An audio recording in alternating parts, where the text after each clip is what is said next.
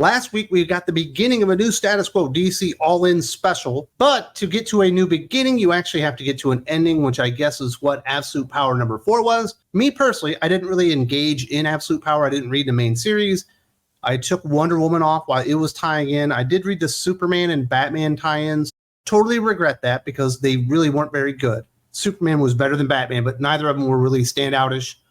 The only thing that really did stand out as pretty good was the Green Lantern series, and even that suffered a little bit. Basically, I'm comfortably unaware of most of what happens, and it sounds like I didn't miss much, but there were a few things to come out of Absolute Power number 4 from Mark Waid and Dan Moore that should be mentioned or addressed going into All-In that weren't even really brought up in the All-In special that you're going to need to know about. So we're going to talk about the big fallouts of Absolute Power that you should be aware of, including a Flash retiring perhaps for good. We'll see how that one goes. A shocking revelation just changed DC Comics status quo in a way that can't be undone, and it may be the end of the road for one of DC's most prolific heroes. In Absolute Power number 4, Barry Allen faces off against foes from across the multiverse with his fellow Flashes supporting him. In the aftermath, the three Flashes convene to discuss how their connection to the multiverse has vanished, and Barry reveals that his powers are gone. As sad as it is to see Flash step down, Barry himself seems eager to pass his role onto the next Flash. In a sneak peek of Flash 14, Barry gives Wally his Flash ring to keep. So there you go. We've decided to remove the powers from Barry Allen, which I find a little bit surprising because they didn't really build up to this. We haven't seen Barry really since Dark Crisis on Infinite Earths. No. It was before that. It was Dark Knight's Death Metal, when Barry joined the group that was going to be monitoring the multiverse and the Elseworlds on the other side of the moon. Remember when that happened? And Barry's just basically been gone since then. You saw him a little bit in New Frontier, Infinite Frontier. That's the name of it. Infinite Frontier from Josh Williamson. And then it went nowhere. And then also in the Absolute Universe, the Absolute Flash we're getting is Wally. So I guess we're just going to get rid of Barry altogether. But there you go. We're losing a Flash. Barry Allen, no more. I'm sure he'll have a few cameos as a non-powered mentor-type character to Wally along the way. There are too many Flash characters, but if I personally was going to pick a character named Flash to remove their powers, it would probably be like Flash of Asia or Flash of China, whatever that character is, Bolt. There's a ton of other characters I would have gotten rid of, but beggars can't be choosers. They finally started calling on the herd and wiped out, probably in the big scheme of things, when it comes to actual sales over time and history of DC Comics, their third most profitable and sellable character period in Barry Allen after Superman and Batman. But there was more fallout than just Flash losing his powers at the end of Absolute Power number 4. Flash is alone as he fights several speedsters across the multiverse. The only way to save the universe is destroying Waller's multiverse gate. Flash warns them that if he does this, Earth Prime will be cut off from the multiverse permanently. With no other choice, the Scarlet Speedster pushes his powers to the limit and destroys the gate. With Flash destroying the multiversal gate, there's no way for any hero from any alternate world to travel. The only connection the Prime DCU has now is with the Absolute Universe, and with it radiating the same energy as Darkseid. This is a change I can definitely get behind. Not that I dislike the concept of multiverses, or even the use of multiverses from time to time, but they've kind of destroyed the concept and burned it into the ground at this point, to where I'm completely sick and tired of multiverses, not just in comic books, certainly not just in DC Comics, but just any medium period. It's no fun. It just kind of ruins everything. It takes the stakes out of everything.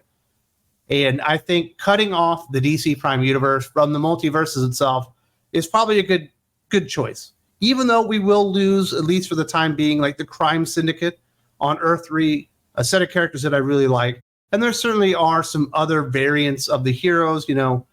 Jay Garrick is supposed to be on Earth 1. I believe that's where Alan Scott was also for a very long time. But I think they're basically in Earth Prime now anyway, so at least you're not cutting off those kind of golden age heroes that we have out there. But the multiverse, not just at DC, but Marvel as well, has basically become untenable. And it's just this weird, grotesque monster that you're not going to get any pushback from me if you want to cut everything off from it and take a little break from the multiversal action. Of course, they still have connection to, Elseworlds, World Alpha, Alpha World, one of those two. And it's also called Absolute Universe. The thing already has like 4 or 5 names. So at least you can get some of those new, really edgy versions of the heroes in here as well. Next up, Batman reveals that when the superpowers were released, not all of them returned to their original owners. Some powers were swapped with other heroes, while other powers went to others that have been unaccounted for, and they will need to find the new owners of these abilities. We don't know the full extent of power switching that occurred, but we do know a few of those affected. The first shown are Fire and Ice, who have swapped powers. Beast Girl has adopted a tiger-specific form. A later panel reveals Plastic Man has new powers, though it's not known if he can still stretch. And Black Canary is shown to have heat vision, though we don't know if she also still has her sonic scream. This is something that I absolutely will not and do not get behind. I don't think swapping powers in general is a good idea for more than like, I don't know, a single issue. To make it a new status quo, I think is stupid. It kind of defeats the purpose of all these characters having the powers. And of course, Superwoman is now Lois Lane because she's going to have the powers of Superman.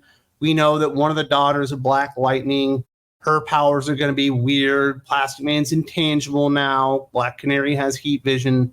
And I don't think any of these things are really compelling. They never even mentioned it in All In Special, which I thought was weird because I don't think a lot of people were specifically invested in Absolute Power. I think they were just waiting for it to end. And they probably went right past that, bypassed it, went right to All In Special.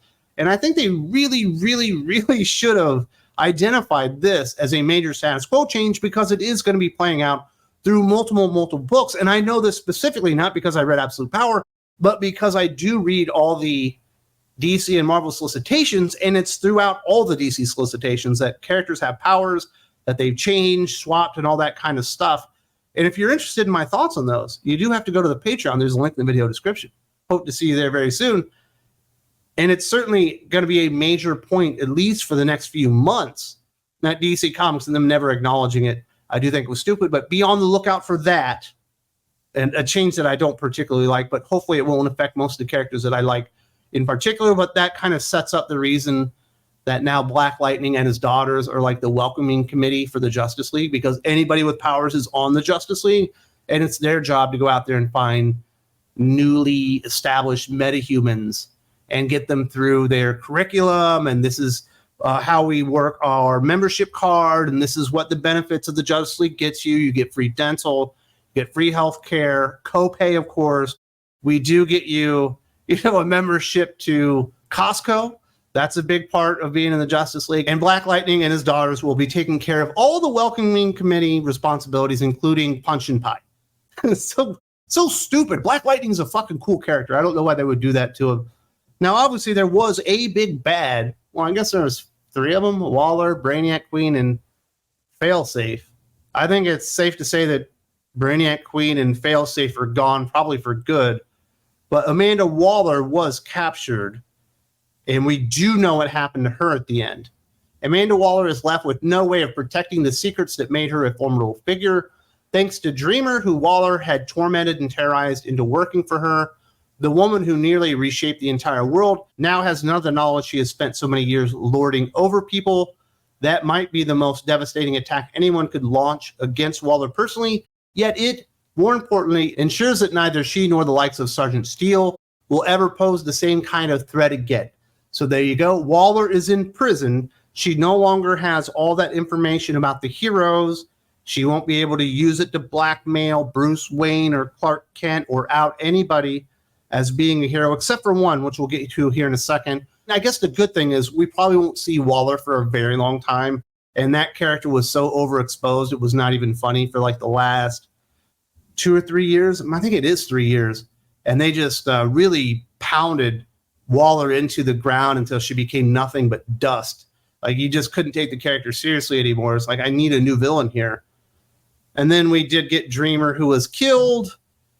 And then in the weird book by Sina Grace, John Kent was having dreams like about being with Dreamer, but apparently she's back, and now she and John Kent, I guess, can be together because they want to fully establish that John Kent isn't just gay because he's with Jay Nakamura, He's actually bisexual by making him be with a trans female, which I don't think fixes the problem.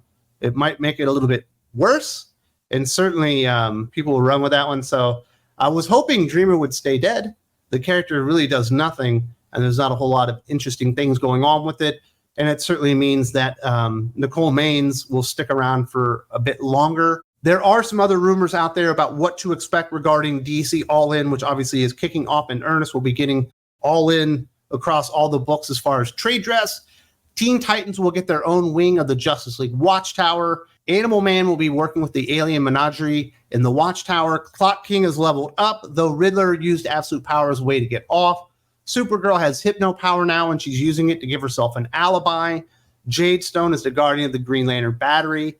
Donna is in charge of the Titans as both Wally West and Nightwing step back. Wonder Woman's daughter is not adopted.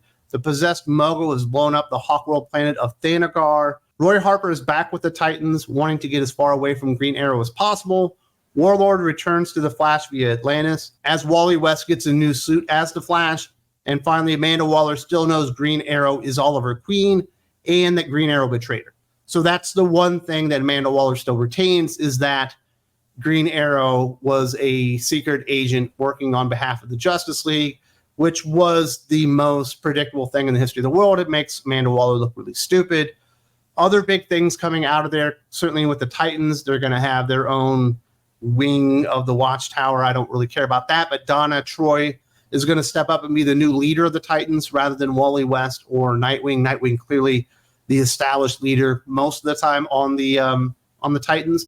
I don't mind that one at all. I like Donna Troy a lot, and I don't think she's been really treated well, even like since Rebirth. I don't think they treated her very well. Like, she was all right there in Titans from Dan Abnett there for a minute, but as soon as like he stepped away, they just destroyed the character. They did the same thing with Tempest for some reason. So I do like her getting to step up, but there are way too many Wonder Girls right now. Or, you know, you've got Cassie Sandsmark, you got Donna Troy, you got Yara Ford, and now you've got Trinity, who apparently is not the daughter of Amelie. It's actually the daughter of Diana Prince. However, you have a daughter. If you're an Amazonian, did she make her out of clay? I'm not really sure. Jade Stone being the protector of the Green Lantern battery on Earth, I think is cool. Certainly been well set up by Jeremy Adams. We'll see what goes on there. Supergirl doesn't need more powers. So there's a lot of stupid stuff going on there. I'm certainly interested on Mogo being possessed and blowing up Thanagar. I don't think I really saw that anywhere. I don't remember seeing it in Green Lantern, which is where you would have expected to see that happening. Must have happened somewhere along the way in the Absolute Power series, though. That's a bow on Absolute Power. We wrap that sumbitch over. We're moving on into DC All In. Hopefully bigger and brighter days. We do have Absolute Batman coming out this week. Also Batman and Robin. So there are at least 2 books that I think a lot of you are going to really enjoy this week. I think there's another one out as well. Oh yeah, the Civil Core War, whatever that special is from PKJ and Jeremy Adams. Definitely pick that one up as well. And hopefully DC Comics do something cool in the not too distant future, because we need it now more than ever. And if you like what I'm doing here, providing the news, providing some opinions, some reviews, all that kind of stuff, because I am a jack of all trades, master of none, mind you.